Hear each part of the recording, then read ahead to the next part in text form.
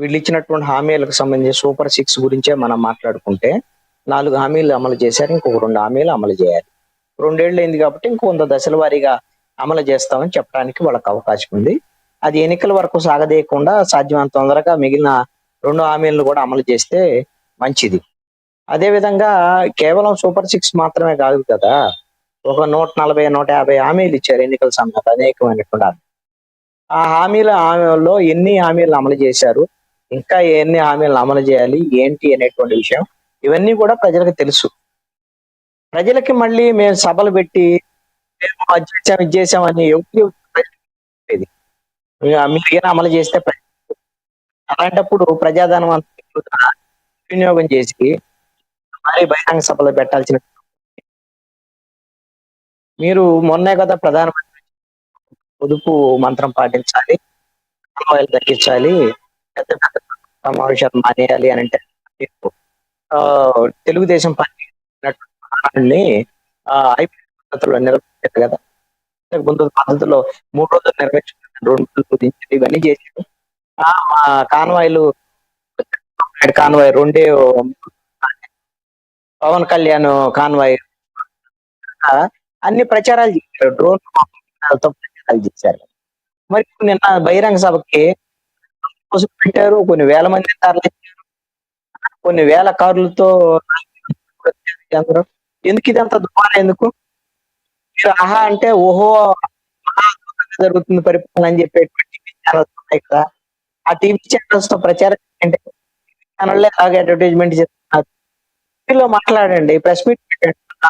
ముఖ్యమంత్రి, deputy CM, మంత్రి వీళ్ళు ప్రెస్ మీట్లు పెట్టి చెప్తే అందరికి రీచ్ అవుతుంది కదా.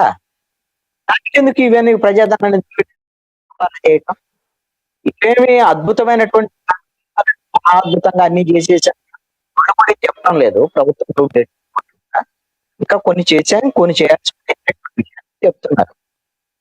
చంద్రబాబు నాయుడు కూడా చెప్పారు, మేము వైసీపీ ప్రభుత్వంలో ఉన్నటువంటి ఆ దోపిడీ, రాజకీయాలు, అవినీతి, అదేవిధంగా ఖజానా ఖాళీ అవటం, మీ దౌర్జన్య పాలన లేకపోతే దివాళా తీసినటువంటి ప్రభుత్వం, ఈ రాష్ట్రాన్ని మేము ఐసీయూలో ఉన్నటువంటి అందిస్తున్నట్టు అంతవరకు చేయగలుగుతున్నాము అని చెప్తున్నారు. ఐసీయూలో ఉన్నటువంటి అంటే ఆ పేషెంట్ ఇస్తాడో లేదో కూడా గ్యారంటీ లేదు. అంటే పూర్తి స్థాయిలో ఈ రాష్ట్రాలు మరి ప్రభుత్వం దగ్గర ఉన్నాయా అనేటువంటి తెలియదు చంద్రబాబు నాయుడు మాట్లాడితే. ఎందుకంటే ఎన్నికల సమయంలో ఏం చెప్పాడు, ఖజానా ఖాళీ చేశారు, 10 లక్షలు మేము సృష్టిస్తాం, సృష్టించి పథకాలు వైసీపీ ఇచ్చేదానికి అనే విషయాలు చెప్పారు. సృష్టి ఎక్కడికి పోయింది? ఇప్పుడు ఈ ఐసీయూలో పేషెంట్ ఎలాంటి కథలు ఎందుకు చెప్తున్నారు అర్థం చేసుకోవాలి. ఏం జరుగుతుంది అనేటువంటిది ఈ ప్రభుత్వం వైపు నుంచి 2 ఏళ్ల పాలనకు అభిప్రాయంగా చెప్పాలి అని అంటే, వైఎస్ఆర్ కాంగ్రెస్ పార్టీ ఈ ప్రభుత్వం ఎంత బాగానే పరిపాలిస్తుంది. ఒకవైపున డెవలప్మెంట్, ఇంకొక వైపు సంక్షేమ పథకం అమలు చేసేటువంటి ప్రయత్నం అయితే ఇది ప్రయత్నం మాత్రమే, అత్యంతంగా ఏమీ పరిపాలన ఏమి ఇంకా ప్రజల ఎక్స్పెక్టేషన్ రీచ్ అవ్వలేదు. రీచ్ అవ్వడానికి ప్రయత్నం చేయాలి, హామీలు అమలు చేయడానికి ప్రయత్నం. ఇక ప్రతిపక్షంలో ఉన్నటువంటి 2 ఏళ్ల పాటు వాళ్ళు ఏమి చేయలేదు, తరపున ఏం మాట్లాడలేదు, ర్యాలీలు మాత్రమే చేశారు. జగన్మోహన్ రెడ్డి రావట్లేదు, పోట్లాడలేదు, అదే డిబేట్లు ఎక్కడైనా సరే తెలుగుదేశం జగన్మోహన్ రెడ్డి ఎక్కడ ఉంటాడు, బెంగళూరులో నిద్రపోతున్నాడు అని. మరి అలాంటప్పుడు ఇప్పుడు వాళ్ళు వైఎస్ఆర్ వాళ్ళు ప్రతిపక్షంలో పార్టీగా ఏం తప్పులు చేస్తుంది? కాలంలో వీళ్ళు ఇచ్చినటువంటి ఏం అమలు చేయలేదు. టిఎస్సీ వంటి నియామకాల్లో అక్రమం జరిగింది. ఈ లోపాలు ఏంటి? ఇవన్నీ వాళ్ళు విమర్శిస్తారు. వాళ్ళు విమర్శించడం అనేది వాళ్ళ యొక్క హక్కు. దానికి సమాధానం చెప్పడం అనేటువంటిది అధికారంలో ఉన్నటువంటి ప్రభుత్వం యొక్క బాధ్యత. ఇప్పుడు కూటమి వైసీపీ మాత్రమే విమర్శలు చేస్తున్నారు. వైసీపీ విమర్శల్లో కూడా వాస్తవం ఉన్నాయి. కొంచెం సమాధానం చెప్పాల్సింది అన్ని అబద్ధాలు చెప్తున్నారు వైసీపీ. మీరు అవి అబద్ధాలు అనే డిఎస్సికి సంబంధించినటువంటి విషయంలో ఈ అక్రమాలు ఉన్నాయి. దాని మీద జగన్మోహన్ రెడ్డి 10 అంశాలు అధికారులు వచ్చి మాట్లాడుతున్నారు.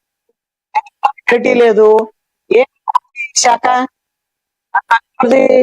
నారా లోకేష్ శాఖ మరి